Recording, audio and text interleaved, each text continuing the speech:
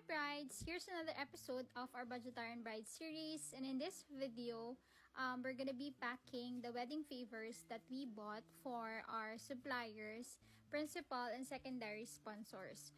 So, ito, kung makikita nyo sa video, nag-print na kami ng tags na ilalagay namin, and itong paper bags na ginagamit ko dito is pinili lang din namin siya sa online.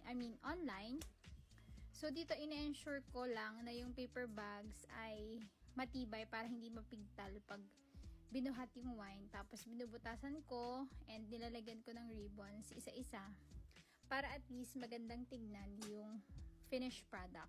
So, ito, ulit-ulit lang, nilalagay ko lang yung mga wine sa paper bags hanggang sa matapos as well as yung mga tags.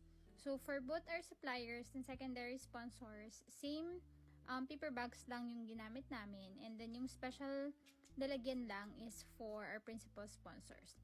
So ito, kung napanood yun sa isa ko pang video before, binili lang din namin to online, and ayan, for our principal sponsors. Tapos yung tatlong paper bags na brown ay para naman sa aming kids na abay.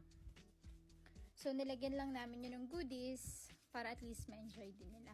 So sa end ng video, ito makikita nyo yung finished product na nilagay lang din namin sa box para at least organize. Thank you for watching!